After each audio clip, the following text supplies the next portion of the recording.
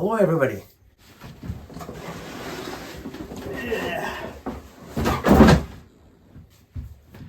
The Roland Blues Cube. So as you may know, I've been looking for a solid state amp to sit side by side with my beloved Valve Cornell Romany 12.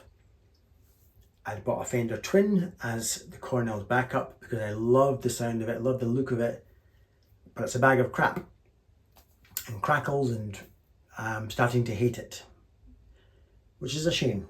It's now living in the cupboard because I can't stand looking at it. One day I'll take it to a tech. When he fixes it, I'll drive it straight to a shop and sell it. So, as my hatred for that amp grew, I've been looking at various things. Roland jazz chorus, things like that. This came up and I bought it. It's bigger than I need. I wouldn't recommend a 212. This is a 212. I would have just got the 112. It's the Blues Cube Artist 212. Before I babble any further, let's hear my usual three minutes of self-indulgence on my Gibson. Let's see if it sounds good. I don't know, you might think it's crap. Let's find out together.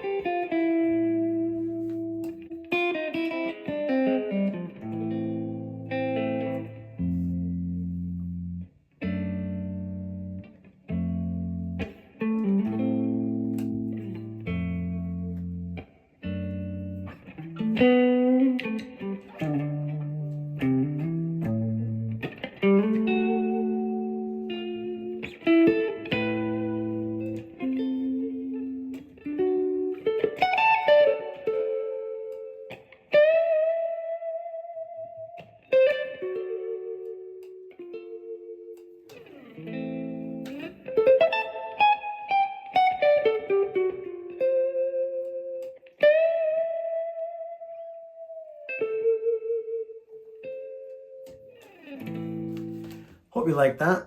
There's a guitar lesson at the end as usual. Stick around. So that was 0 pedals, completely clean, not even my reverb. Usually I'm always using my reverb from my Strymon Flint. But today's video, 0 reverb from the Flint. No pedals whatsoever on either amp. So I really like it. Don't know what you think, maybe you think it's a box of rubbish. But you plug in and you play for hours. So there's nothing holding you back. There's not a lot of features on the amp. By the way, this is not going to be a video about a full demo of the amp. There's loads of them on YouTube. You don't want to hear me sitting going through various distortion tones and heavier rock stuff. Not that this will do that, but it can do more than I'll ever ask it to do. So in my research for the clean amp, I wanted a star. I wanted a good amp that focused on not trying to do a million things. Not like the Katana. I wanted an amp that dedicated itself to a nice clean sound. This apparently is modelled on a Bassman, so that's right up my street. So I was looking at the Jazz Chorus, which is famous for being just good at what it does. Everybody was suggesting Quilter. Apparently they're awesome and excellent solid state amps as well. I just couldn't, or this came up soon before I got my hands on a Quilter. So this came up on Gumtree, which is a bit like our version of Craigslist. 525 of your Scottish pounds, including the post and packaging, for this 212 second hand. It's got a couple of wee scuffs, but generally it's built like a tank. It's great. So thank you for all your recommendations. Plenty of you recommended the Blues Cube. This is the artist, Blues Cube artist. The Katanas are great too, but a Katana's not dedicating itself to one thing. It's a very versatile amp.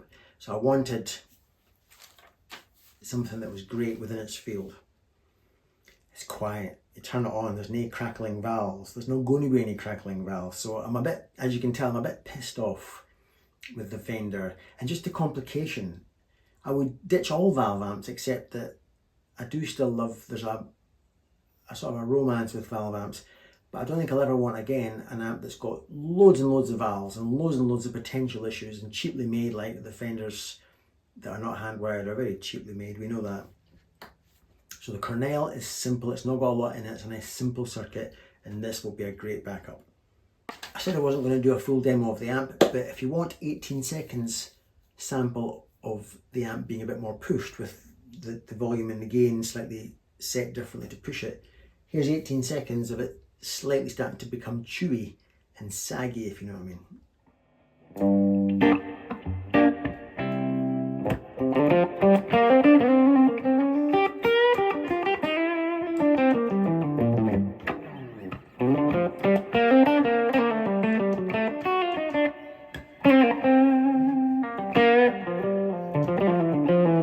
And while we're at it, well, we have 1 minute 18 seconds of single coil.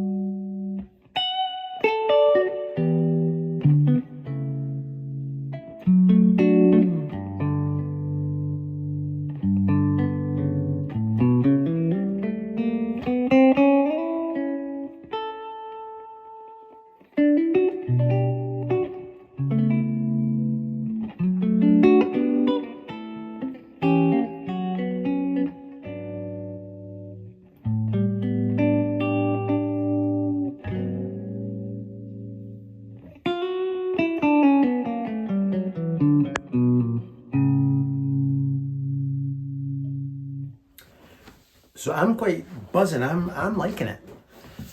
The chewy bit, when I'm the Les Paul, where I demonstrated the amp's desire to sag and get chewy and compressed, it's quite satisfying. It really is play light, it's clean and crisp when you dig in. It's got a lovely yield to the note. Obviously it's designing itself to do that, being based on the Bassman. Loved the sound of the Jazzmaster through it. But what we're really keen to find out is it as good as a valve? I haven't spent a lot of time on that question yet because I've been too busy just enjoying it.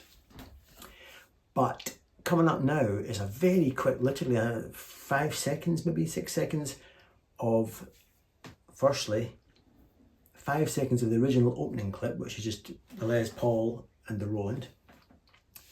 Then 5 seconds or whatever, the same piece of music played through my Cornell on my normal settings with the EQ switch in. And then 5 seconds of the Cornell with the EQ switch flipped so that the circuit becomes incredibly simple and I've got no EQs in the Cornell, it just goes straight to the power valves. And let's see if you can tell with headphones perhaps, if you prefer the 2 Cornell clips or the solid state. One thing I definitely feel is if the Cornell goes in for a service, I don't think I'm going to miss it as much as I would if I didn't have the Roland.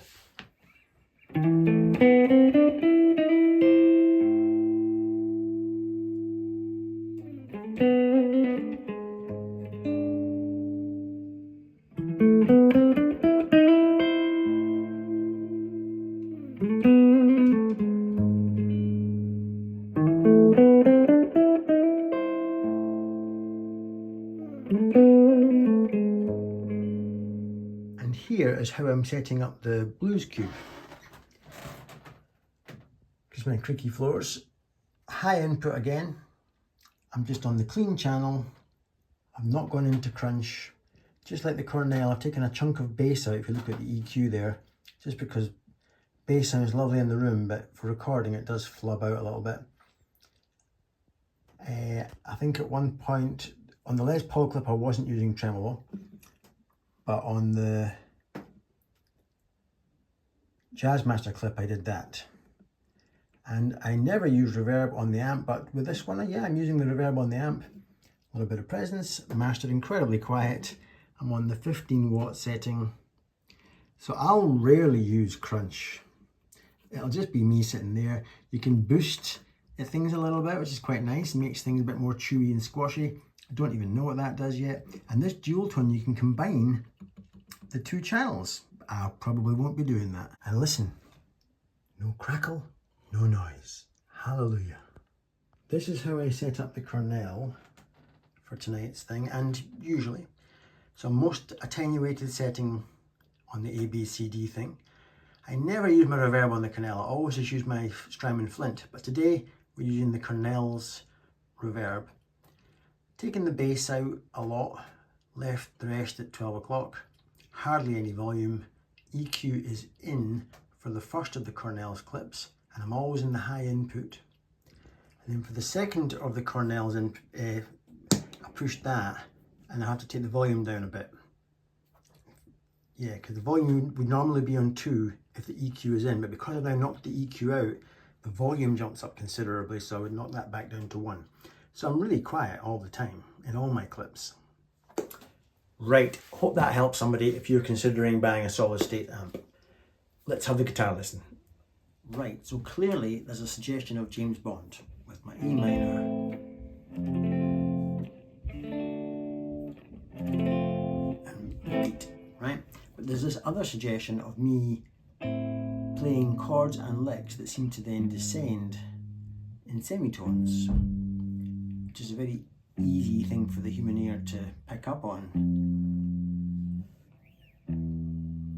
But the only way to make that happen, because it doesn't come naturally with the chords that these actually are. For example, the chords that I'm actually playing there are A minor to E7 to C to D7 to F to E back to A minor. But the only way to make the descent happening, or to make the descent perceived by the listener, is to voice lead. It sounds a bit hoity-toity, me speaking about things like voice leading, but I can't think of any better way to describe it. So my A minor can be voice led from that, which starts me off, and I can play a lick. Then I can play my E like that. So that is just from the E7 chord, but voice led by this G sharp or A flat, which is in E. But you don't usually voice lead E from that. And I'm just, look at my right hand, I'm just picking 3 notes. Then my C is going to be voice led by the G note rather than the C, which is fine because G is in C. That allows me to play a lick and get that descent. And And then my D7 is voice led by the F sharp, which of course is in D, and these two notes are just from the D7. And my F, that's self-explanatory, voiced by the F note, and then your 5 note can be voiced, so your 5 chord can be voiced by the open E. So in entirety, starting off with that version of A minor, there's me voice leading the E7, and this is floating to have my C led by the G, just walking up the chord.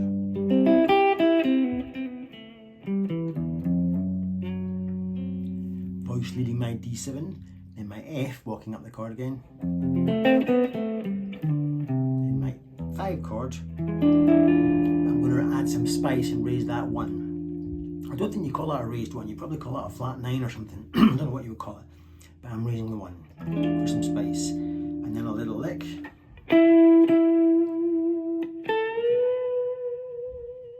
Down to E7. This time I'm not going to hold myself to semitone descent. I think by now the listener gets the idea. Then my C, from that chord, that version of C, adding a little spicy note on top, and my D7 not voice leading it at all. Then my F7, instead of playing an F7, I'm going to play an F13. Just for spice, you can see that. Bit of blues. Then Hendrix. Then a little lick.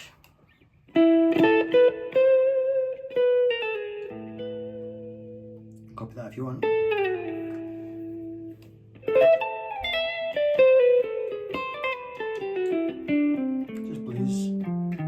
That's not blues, that's just a bit of weirdness that I concocted.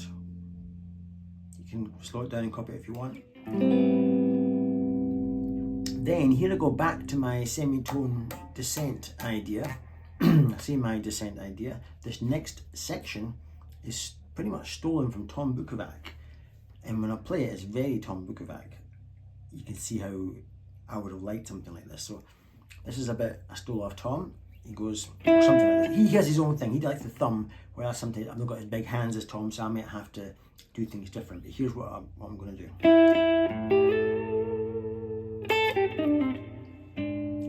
So same descent as before and the same idea.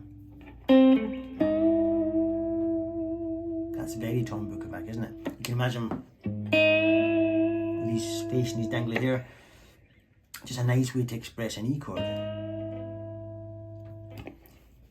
Then his C,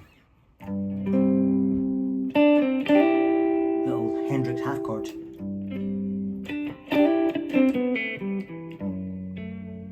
Down to D, little lick.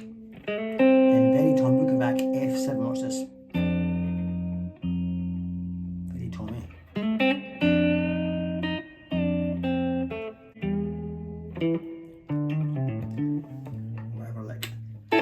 Loved that as soon as I heard him do that. Then I leave Tom behind and I go my own little way now with a diminished. As we know, diminished, as always, 3 frets apart, starting there. So the vast majority of that was 3 semitones apart, starting with 1 semitone.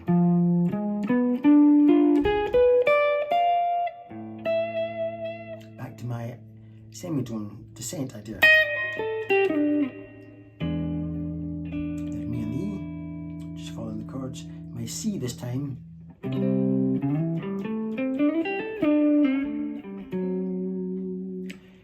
Just walking up the major scale of C. There's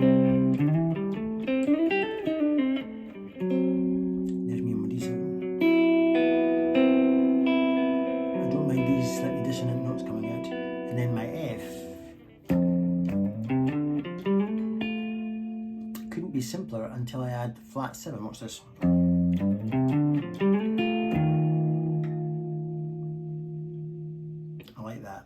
the major scale.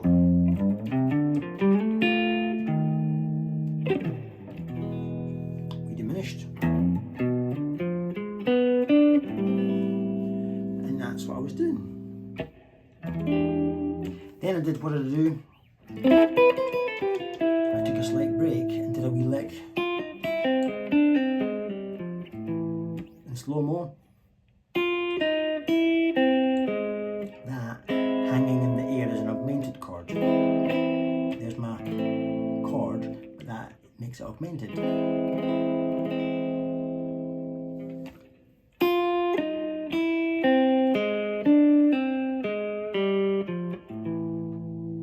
Then I start to set the scene again and go back to James Bond and pulse to try and create that sound so that the listener can pick up on it, because in a minute I need the listener to play the backing track in their head as I do things like this. So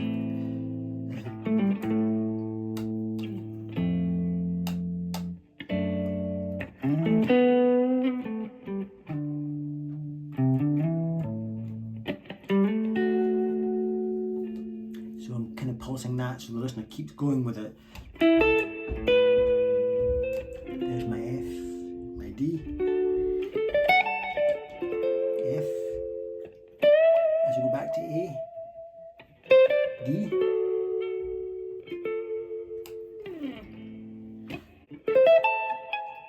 D, down to F, and so it goes.